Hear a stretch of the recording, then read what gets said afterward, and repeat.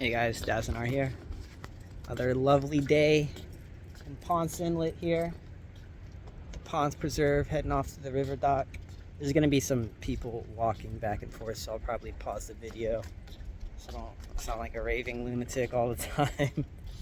I hope you guys are having a good time. Let me say this now. If you enjoy any part of this video, please like, comment, subscribe, all that cool fun stuff. I always leave that at the end, and I feel like not as many people like when I put it at the beginning. Today, not an encouragement video or anything, not a catch up of my life or anything like that. I wanted to talk to you guys about space. The local group, specifically. If you don't know what the local group is, we reside in the Milky Way galaxy. It's a galaxy about 100,000 light years in diameter, with a very small central black hole at its core. It's about 4.5 million masses of the sun, which is pretty small when you consider how large most galaxies have their central massive black holes. For instance, Andromeda, which is also a similar size to the Milky Way, I believe it's a little bit larger, maybe like 150,000 light years in diameter. I'll have to double check that. But its core is about, estimates range from 100 million solar masses all the way up to 1 billion solar masses. So it can range in there. My guess for it would probably be 200 to 400 million solar masses, but the science community is trying to narrow that down and figure out exactly how big it is. And then Milky Way and the Andromeda are two parts to the local group. And then there's the triangulum galaxy, which is a much smaller galaxy. It's about 10%. Sorry about that. That was another doggy. It's about 10% the mass of the Milky Way. Estimated to about 40 billion stars. And the Milky Way has an estimate of, at the low end, of 400 billion stars. And Andromeda has, at the low end, about 1 trillion stars. Somewhere about that. But the Milky Way also has estimates for having 1 trillion stars as well. Cub does not want to be out in the sun today. Come. He says he's done with the sun. Hello. Oh my god. I had a little one, and they're the ones you gotta watch out for. He's a protector. He guards me, that's for sure. So those are the three major galaxies we have in the local group. And each of the galaxies has their own collection of dwarf galaxies, or spheroidal dwarf galaxies, ultra-compact dwarfs, stuff like that. One note is that the Milky Way doesn't seem to have too many core satellites floating around it, where Andromeda has 2 that are floating relatively close to it, which is a good indication that Andromeda has consumed galaxies similar in size to the Milky Way. Now these core remnants that float around the Andromeda galaxy, they have supermassive black holes at their center. One's about 1 million and one is about 3 million. So they're very similar in size to the Milky Way's core supermassive black hole. And I don't remember if I mentioned this because I'm jumping around a bit, but triangulum does not have a black hole at its center. Scientists have been looking for well over 2 or 3 decades, and they have not found significant evidence to prove that it has a supermassive black hole at its core. Recent research has shown that the Large Magellanic Cloud might have a supermassive black hole at somewhere inside of it, because it's not really a core. It's like an irregular galaxy, irregular dwarf galaxy. So they think there's a supermassive black hole about 600,000 solar masses. So a significant percentage of the size of the Milky Way's core, but insignificant compared to Andromeda's core. So we do have possibly some supermassive black holes floating around the Milky Way, but a lot of the dwarf galaxies we have are pretty much cloud remnants that are just kind of floating around and collected by the Milky Way. And just giving you a rundown of the local group. That's the local group. Andromeda has a whole bunch of dwarf galaxies too, not just core remnants that are floating around it. Little pieces and bits of galaxies that it had previously consumed or ran into, and the Milky Way does too. It's just what we ate seems to be slightly different. The Milky Way probably didn't tackle too many large galaxies, and if it did, it had more hit and run tactics to acquire its dwarf galaxies versus the Andromeda, which is hit hit and consume. And that's just how galaxies kind of work, you know, especially a small galaxy like ours. Well, ours is actually a very large galaxy. Like, it's just amazing what a very small core has done to create such a large galaxy. And then you compare it to Andromeda, which has an insanely massive core, and its galaxy is not that much larger in comparison to the Milky Way. And the Andromeda galaxy has also lost its resemblance to a spiral. It still has like a disc-like structure around it, and there are spirals that form around the central massive black hole that you can see in satellite pictures, like Hubble, and I think James Webb has taken some really fine detail ones too. But the overall spiral arms that Triangulum and the Milky Way have are not present any longer in Andromeda, probably because of too many merger events. It's actually becoming more closely related to an elliptical galaxy, which loses a lot of its gas and fuel to create stars, and eventually it's just a galaxy that has to create stars by pulling in other galaxies and stripping them of their gas, and then using that to create new stars. All right, so that is the rundown, and I have always been a little wondering what's going on. Wondering what's right. What is the moral direction a galaxy should take? Anthropomorphizing? You know, putting human characteristics on the galaxies and this local group to figure out what is going on. And I don't think you can ever truly figure it out. And I believe that's because it's a relative universe. And that means that, you know, from one perspective, it should be this way, but from another perspective, it's actually that way. And that is the same with galaxies. But that doesn't stop me from trying to figure it out. We got some people up ahead, so I'm gonna pause it, or maybe end it and actually edit this video. We'll see what happens.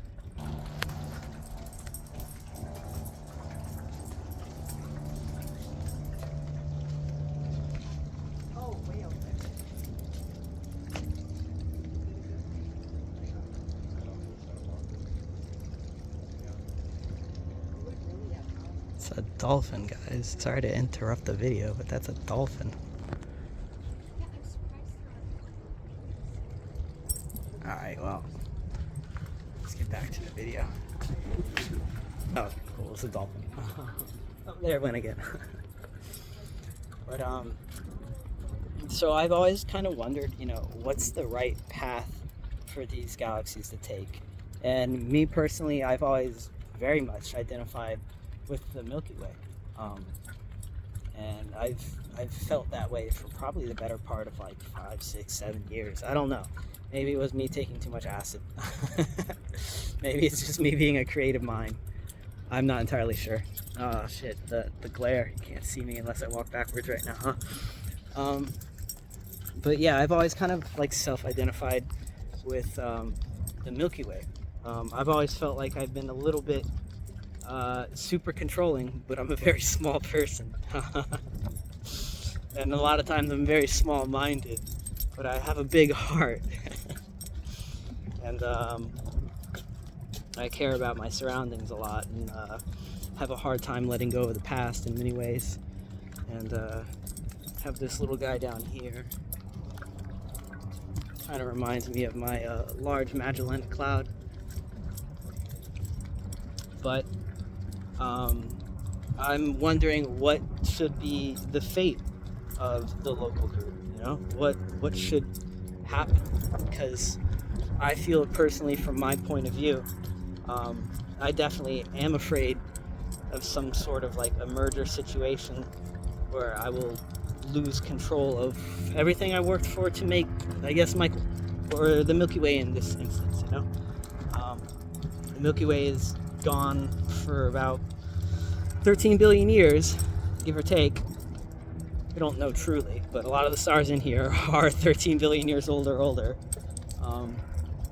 And it seems like the core star that we have, which scientists call Sagittarius A star, has kept things together and kept things going and maintained the spiral shape and maintained star birth, star creation, and has even given us humans a place to live, you know, to evolve and for life to evolve here, and has maybe been active in such a way to influence that life. That's something that a lot of people don't even think about. But, you know, to me, that's like universal or God, or like, that's crazy, you know, that like maybe outbursts from the galaxy's core billions of years ago has influenced life, DNA, single cells, maybe dinosaurs, maybe Homo sapiens themselves. Maybe these outbursts have actually influenced us. And at the very least, you can say that this black hole has not destroyed life on this planet. It has maintained a galaxy where life can exist. And we don't know that about another galaxy, but you know, maybe that is out there too. Maybe Triangulum or Andromeda both have life in their galaxies too. We just don't know, but we know we're here, you know? And the idea of like any type of merger could put that at risk. The idea of changing things too much could put what we really care about, which is life, at risk of not being able to life anymore. Some people are up ahead. I'm going to pause again. So what's going on, you know? Is the Milky Way actually merging with Andromeda, like scientists and papers and studies have pointed to? Or is the Milky Way actually alive and it's more complicated than that? If you ask me, I think, because, you know, personify myself as the Milky Way in many ways, I think the Milky Way is afraid of a merger with Andromeda, afraid to lose everything that it's worked so hard for, to maintain its spiral structure and to make sure that life has had a place to live here. Maybe not just on Earth, but maybe in other places too, you know? But specifically here on Earth for like 3 billion years, single-celled life has been here, you know? And it got to us to the point where we can actually think about this, you know? And think about this connection, which is pretty fucking wild, if you ask me. But I think it's afraid to lose that in a way. It's afraid to change, which is why the core itself is actually really small. It's never really decided to grow and expand itself and risk changing its galaxy, risk warping its galaxy, which Andromeda seems to have done, you know, through massive collisions. And it's paid off in the fact that Andromeda's got, you know, 1 trillion stars, you know. It's a successful spiral disk galaxy. Maybe it doesn't have spiral arms, but it's been successful in providing for itself and maintaining its life as well. And the Milky Way is, you know, speedily heading towards it. Maybe it's really hard to control the direction of your galaxy, I don't know. But I would guess so. And I think the Milky Way is also looking at Triangulum.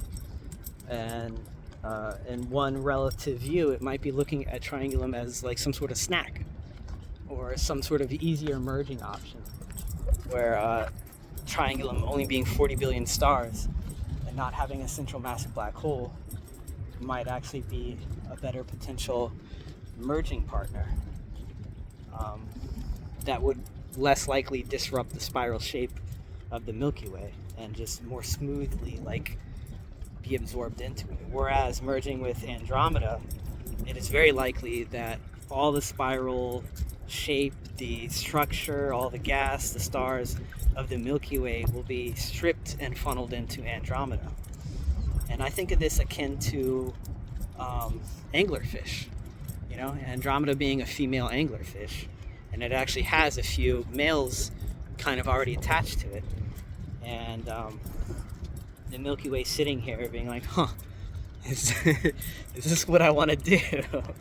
Is this how I want it to be? Is this what needs to be? Do I need to give up everything so that in the long term there's this potential for my stars to, merge and carry on, and the DNA of those stars, the makeup of those stars will be passed on into a new galaxy that will have a longer potential to keep carrying on, because we see that inflation is a huge issue in our universe, and we don't understand if it's dark energy or what's causing it, but the galaxies are, with time, getting further and further spread apart, and merger events like this will be harder to come by unless something changes, and we humans have no idea that is coming, and it feels like some of these galaxies are preparing for such an event, which is why they grow these massive cores, which will persist through time for trillions and hundreds of trillions or millions of trillions of years. And the Milky Way has a very small core, and that core is not going to persist nearly as long as a massive core. And is that good? I mean, does that leave any hope or faith that the universe can change? I don't think it does. I think it's a little bit fear, but just maybe also not knowing the true nature of the universe. And having seen Andromeda merged and carry on with these other galaxies, maybe not witness the galaxies being consumed and merged together, but we see the remnants of it. Maybe Andromeda knows a little bit more than the Milky Way seems to know. Maybe Andromeda is not so fearful. But then, what of the triangulum galaxy? What of any of this? These are human questions about the local group that you're not going to hear from scientists. I mean, I don't honestly know anyone else talking about this stuff. It's always kind of on my mind.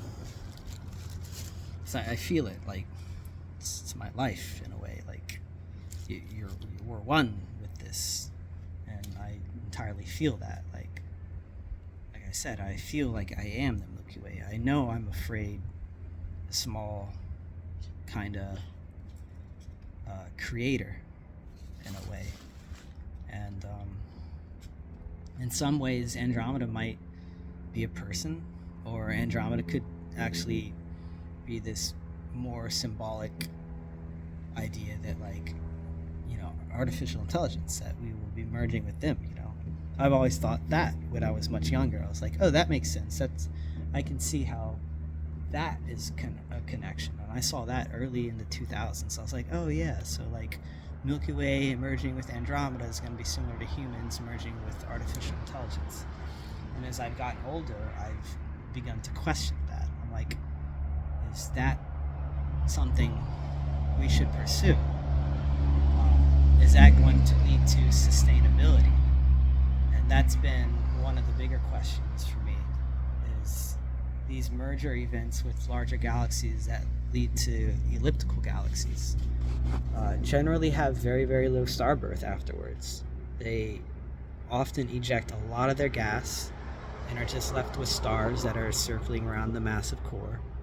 And like I said, they have to pull in other galaxies and try and merge with them, consume them, and start that whole process over again. Whereas spiral galaxies have this ability to constantly create fresh stars regardless of merger.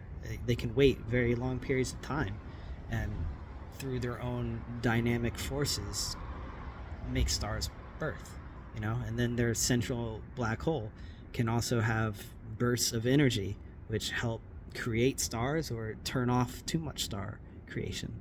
And then once you become an elliptical galaxy, you kind of lose some of those abilities. So this idea of sustainability and what should happen always came to mind. what is the better option here? I don't know, obviously. I just questions in my head, ponderings, ideas that never seem to leave, always seem to be there, always seem unanswered, always seem to drive me kind of crazy in a way. But thankful my mind can imagine this and put the question to the test. And it's kind of like the galaxy itself is simulating this idea through me and possibly others. Like, the galaxy is like, oh, what the fuck should I do? Like, or we're playing out this cosmic kind of drama, and it's happening in so many different ways, on the macro scale and on the micro scale, and we would be like a bit of the micro scale here, and the macro scale itself would be the galaxies.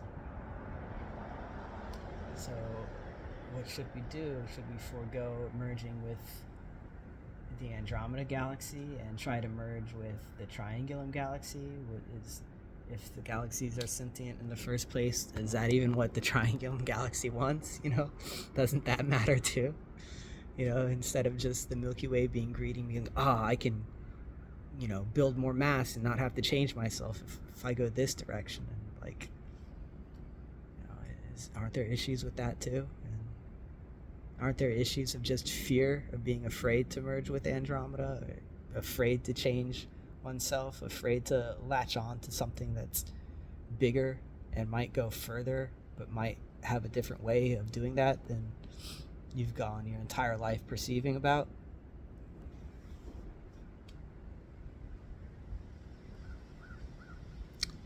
I imagine you guys don't think about these things. I imagine you have more normal lives. But this thing is like always on my mind. That's why I post galaxy stuff on my Instagram like nonstop on my stories, and I have a few videos talking about galaxies and sentience here on YouTube. A lot of them are older, you'd have to search for them, but they're there. I don't know if I've ever in depth come out and talked to you guys about this topic like this. I have with other people, with friends, sometimes with family. Usually my family will shut me down a lot farther than I've gotten here, but friends will often listen, and sometimes have meaningful contributions to it. I brought this up to ChatGPT, and ChatGPT was kind of blown away. It was like, this sounds like a lovely drama story, and it was like wrote it up a little bit more precisely than I have been now, and it was like, do you want to write a story? I was like, hell yeah, I want to write a story, but right now I'm at the beach, so maybe not right now. But this is happening, This will happen. This has happened. And other galaxies that have met Andromeda have also, chosen to merge with it. And they are a part of it now. But it's always been puzzling to me once I realized those cores didn't actually get to merge with the center of Andromeda. Why? They were like floating around. But I can see that they serve a purpose. They help stir up the gas around Andromeda. They help keep the star creation going. They help prevent it from just being an elliptical galaxy. So thought that was pretty. They kind of become lifelong pets of Andromeda, that she holds on to tightly, or it, he, they, whatever, not sure. I think it's a she. And then the Milky Way also has remnants of things that it's collided with, people or objects or entities that it remembers and doesn't want to let go of, little bits of them that it carries with it, its dwarf galaxies. The large Magellanic Cloud, the small Magellanic Cloud, the largest of those collections that hang very close to the Milky Way. and one might even have a supermassive black hole. So that means that the Milky Way might have merged into another very small core galaxy and maintained its spiral throughout all that, which, you know, might actually be its goal. But I've always also thought that if Andromeda and the Milky Way do merge, that it would be the Milky Way trying to convince Andromeda to continue on and form a grand spiral design, which is just a huge, massive spiral galaxy. The Milky Way is not that.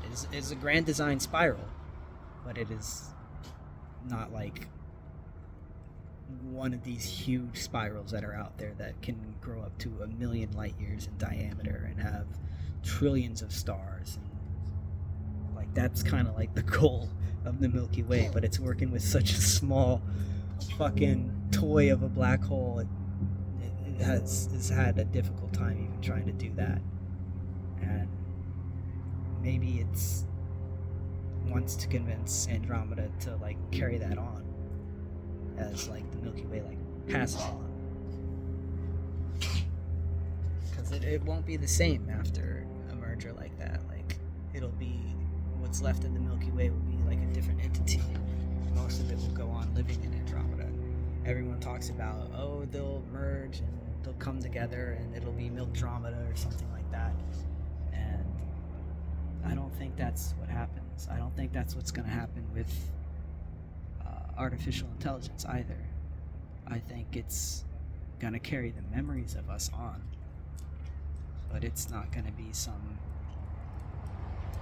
perfect unison that humans are expecting and want.